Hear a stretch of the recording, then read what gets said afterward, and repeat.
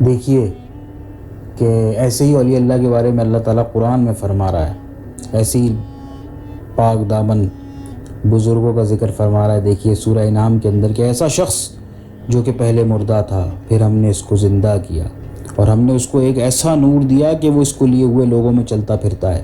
کیا ایسا شخص اس شخص کی طرح ہو سکتا ہے جس کی حالت یہ ہو کہ وہ ایسی تاریکیوں میں پھنسا ہوا ہو جن سے وہ کہ نہ نکلنے پاتا ہو؟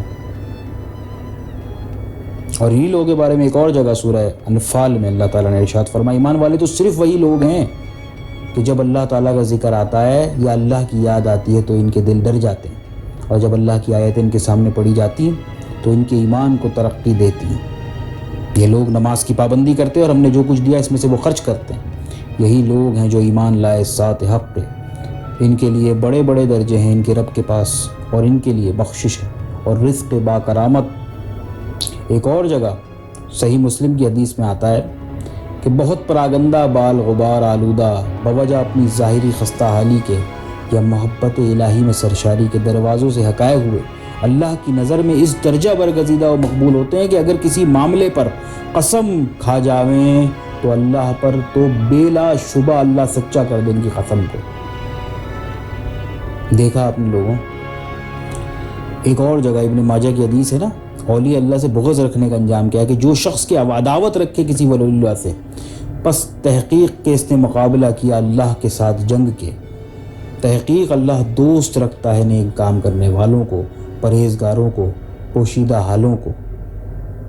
یہ لوگ جب غائب ہوتے ہیں عوام میں تو ان کی پرسش نہیں ہوتی، یعنی کہ ان کو کوئی پوچھتا نہیں، اور جب حاضر ہوتے ہیں ان کو بلاتا نہیں ہے اور ناپاس بٹھاتا ہے۔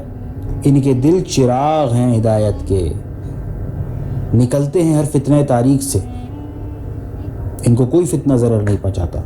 تو آپ نے دیکھا حضور، یہ تھوڑی سی میں نے مثالیں بیان کی، بہت لمبی ڈیٹیل ہے اس کے اندر، ہزاروں کے حساب سے میں آپ کو یہاں پہ مختلف اولیاء اللہ اکرام کی شان میں چیزیں کوٹ کر سکتا ہوں، لیکن پھر وہ وقت کا تقاضا ایسا ہوتا ہے۔ لیکن میں نے بہت جامع طریقے سے بڑی ریسرچ کے بعد یہ چیزیں آپ سے شیئر کی۔ آئیے اب بات کرتے ہیں سب سے اہم سوال جو لوگوں کے ذہن میں، جس میں نے ویڈیو کا شروع میں ٹائٹل رکھا ہے یا اپنا کیچ لائن رکھا ہے، وہ یہ کہ حضور اکرم صلی اللہ علیہ وآلہ وسلم کے زمانے میں، صحابہ اکرام کے زمانے میں کیا تصوف تھا؟ اس میں تصوف تو نہیں تھا، لیکن جس چیز پر یہ دلالت کرتا ہے وہ تھا۔ حضور کے زمانے میں تو مفسر بھی کوئی نہیں تھا، محدث بھی کوئی نہیں تھا، کوئی کا ٹائٹل نہیں تھا، اسی طرح صوفی کا بھی ٹائٹل نہیں تھا۔ حضور کے زمانے میں بڑی بات کیا ہوتی تھی؟ صحابی ہونا۔ یہ ان کی کریڈیبلٹی ہے، یہ ان کی صفت ہے، یہ کمال تھی، یہی وصف سب سے کمال تھا کہ کوئی صحابی ہے۔ اب حضور کے دور کے بعد تابعی ہونا بڑی بات تھی، اور ان کے بعد تابعی ہونا بڑی بات تھی۔ اس کے بعد جب فتنوں کا رخ ہوا زمانوں کے اندر اور پھر فتنے بڑھنے لگے، تو اس وقت اہل حق نے اپنے آپ کو صوفی کے نام سے ممتاز کیا۔ تو اس وقت کی ایجاد ہے صوفیزم، اور یہ پھر بھی 200 300 350 ہجری اسی وقت کی ایجاد ہوگا، یہ لفظ میرا غالب گمان ہے۔ اب لوگ سوال کرتے ہیں کہ حضور کے دور میں تو تصوف نہیں تھا، لفظ تصوف بھی نہیں تھا، اور یہ تو آپ صوفیوں نے یہ چکر لگائے ہوئے ہیں۔ بھائی صوفی کیا کرتے ہیں؟ تصوف سے ملک لوگ اہل نظر کیا کرتے ہیں آج بھی؟ اگر بتائیں تو مجھے، صحیح کامل لوگ جو ہوتے ہیں اللہ کا ذکر کرتے ہیں، مراقبہ کرتے ہیں، اور اس مراقبے میں اللہ کا ذکر کرتے ہیں۔ یہی ہے نا صوفیزم۔ تو یہ اگر صحیح صوفیزم پہ کوئی چل رہا ہے تو وہ یہی کرتا ہے۔ تو حضور پاک صلی اللہ علیہ وآلہ وسلم جب غار حرا میں جاتے تھے، آپ کو پتہ ہوگا نا وہ واقعہ کہ جب اسلام کا اعلان تو نہیں ہوا تھا، حضور کی نبوت کا اعلان بھی نہیں ہوا تھا، اس وقت وہ غار حرا میں جاتے تھے اور عبادت کرتے تھے۔ نماز بھی نہیں آئی تھی، روزے بھی نہیں آئے تھے، کیا کرتے تھے؟ مراقبہ کرتے تھے۔ یہی صوفیزم، ثبوت ملا، اللہ کا ذکر کرتے ہوں گے، عبادت کا کوئی طریقہ کرتے ہوں گے، یہی صوفیزم۔ تصور باندھنا، مراقبہ کرنا، اس میں اللہ ذات کا تصور باندھ کے مراقبہ کرنا، خانہ کعبہ کا تصور، روضہ رسول صلی اللہ علیہ وآلہ وسلم کا تصور، یہی ہے نا مراقبہ، تو یہی تصوف ہے۔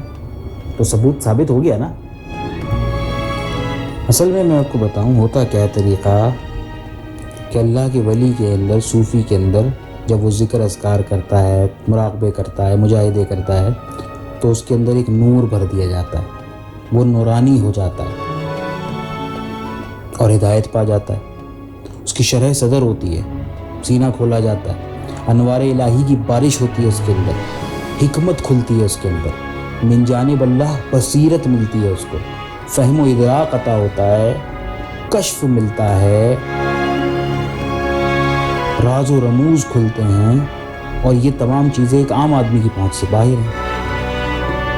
آپ اولیاء اللہ کی شان کو اس سے ملاحظہ کریں کہ اسلام کئی سال رہا اسپین کے اندر، مسلمانوں کی حکومت رہی، لیکن جیسے ہی حکومت ختم ہوئی تو آج ڈھونڈنے سے وہاں مشکل سے مسجد بھی نہیں ملتی۔ آج اسپین کے اندر ڈھونڈنے سے مسجد بھی نہیں ملتی، بہت مشکل ہے کہ وہاں کوئی مسجد ملے آپ کو، حالانکہ مسلمانوں کا بڑا گولڈن پیریڈ رہا ہے وہ۔ لیکن جس سرزمین میں صوفیہ کرام نے باغ ڈور سنبھالی اور اپنے اخلاق کے ذریعے لوگوں کے دلوں کو تسخیر کیا، وہاں تا قیامت اسلام کا جھنڈا لہراتا رہے گا انشاءاللہ۔ جیسے یہ ہند ہے، اولیاء کرام کے ذریعے اسلام آیا نا، تو الحمدللہ تا قیامت انشاءاللہ یہاں دین اسلام قائم رہے گا۔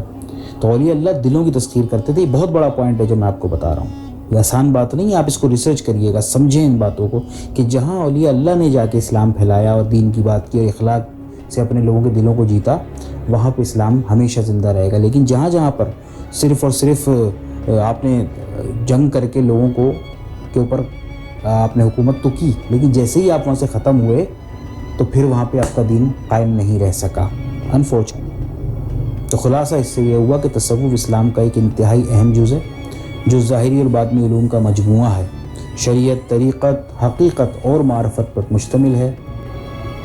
اس زمن میں آگے بات ہوتی رہے گی دوستوں، تصوف اور ہماری یہی اسپریچولیٹی، روحانیت، اسی کے اوپر سارے لیکچرز ہوں گے انشاءاللہ۔ میں آگے جا کے یہ بھی بتانے والا ہوں آپ کو کہ اب آپ نے کس طرح تصوف میں قدم رکھنا ہے، روحانیت میں قدم رکھنا ہے اور آگے کیا کرنا ہے۔